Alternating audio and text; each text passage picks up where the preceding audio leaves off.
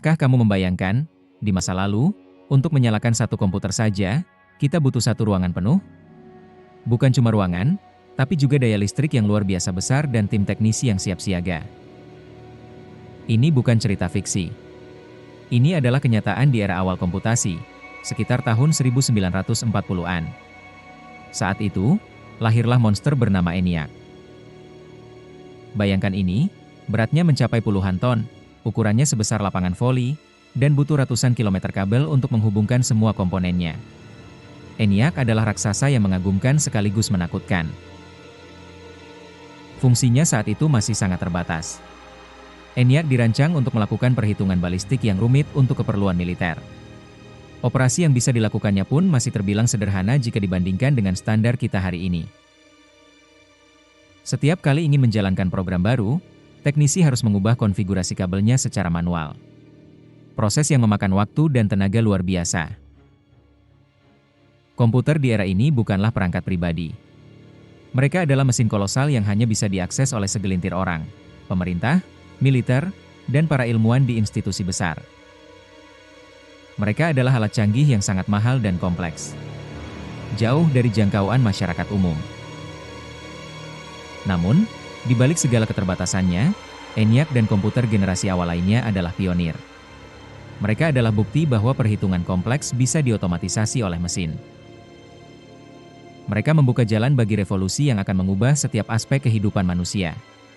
Ini adalah titik nol dari perjalanan panjang teknologi komputasi. Perjalanan dari raksasa ENIAC ke perangkat yang kita genggam hari ini adalah kisah tentang inovasi tanpa henti. Kuncinya ada pada komponen di dalamnya. Generasi pertama komputer menggunakan tabung vakum. Komponen ini besar, rapuh, menghasilkan banyak panas, dan boros listrik. Itulah sebabnya ENIAC begitu masif. Lalu datanglah era transistor di tahun 1950-an. Transistor jauh lebih kecil, lebih andal, lebih hemat energi, dan lebih cepat daripada tabung vakum. Penemuan transistor ini adalah lompatan besar. Komputer mulai bisa dibuat lebih kecil dan lebih efisien. Namun, revolusi sebenarnya datang dengan penemuan sirkuit terpadu atau Integrated Circuit, IC, di akhir 1950-an. IC memungkinkan ribuan, bahkan jutaan transistor dan komponen lainnya, dimuat dalam satu keping silikon kecil.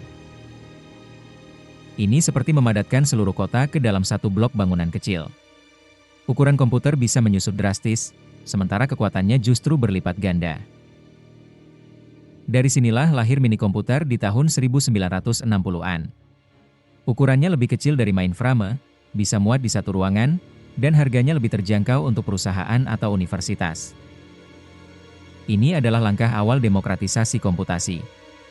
Teknologi mulai merambah ke lebih banyak institusi.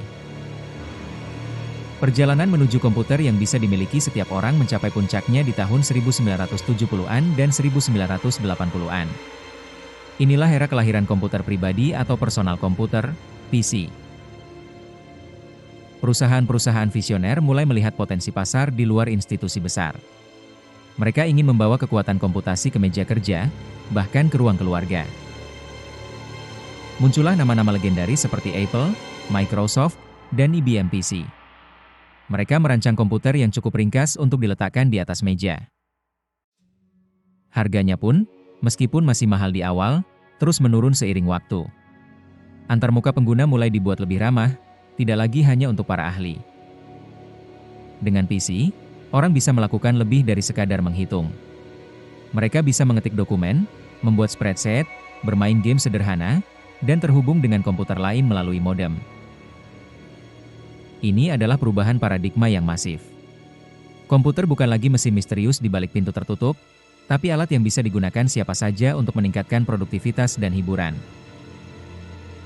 PC menjadi simbol era informasi. Mereka mengubah cara kita bekerja, belajar, dan berkomunikasi. Mereka membuka pintu bagi inovasi perangkat lunak yang tak terhitung jumlahnya. Dunia komputasi pribadi telah lahir dan siap untuk berkembang pesat. Jika PC membawa komputasi ke meja kita, maka era berikutnya membawanya ke dalam tas, bahkan saku kita. Inilah era komputasi mobile. Dimulai dengan laptop di tahun 1980-an dan 1990-an.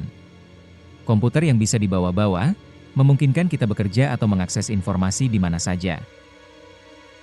Laptop terus berevolusi, menjadi lebih tipis, lebih ringan, dan lebih bertenaga. Baterainya pun semakin tahan lama. Namun, lompatan terbesar dalam portabilitas datang dengan kelahiran smartphone. Perangkat kecil yang awalnya hanya telepon, kini menjelma menjadi komputer super mini. Smartphone modern memiliki kekuatan komputasi yang jauh melampaui superkomputer di era ENIAC. Prosesornya miliaran kali lebih cepat, memorinya ribuan kali lebih besar. Mereka dilengkapi layar sentuh yang intuitif, kamera berkualitas tinggi, GPS, dan sensor-sensor canggih lainnya. Semua terintegrasi dalam satu genggaman. Smartphone bukan cuma alat komunikasi. Dia adalah pewarisah dari kejayaan komputer generasi awal, membawa kekuatan komputasi ke tangan miliaran orang di seluruh dunia.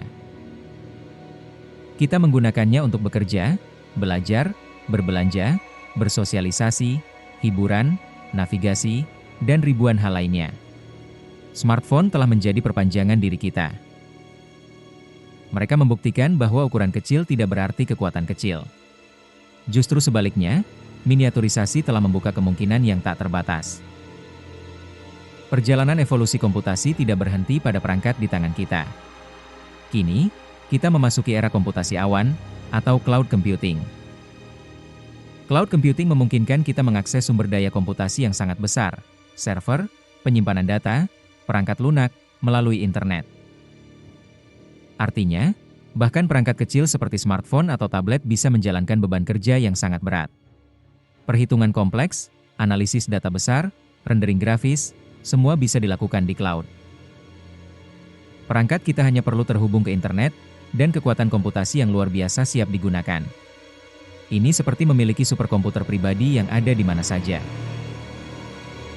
Cloud computing menghilangkan batasan fisik. Kita tidak perlu lagi memiliki perangkat keras yang mahal dan canggih untuk melakukan tugas-tugas berat. Ini membuka peluang baru bagi individu, startup, dan perusahaan kecil.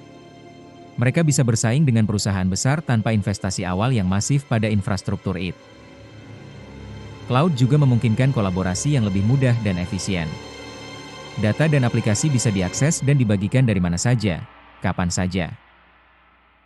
Ini adalah bukti bahwa evolusi komputasi terus berlanjut, tidak hanya dalam hal perangkat keras, tetapi juga dalam cara kita mengakses dan menggunakan kekuatan komputasi itu sendiri.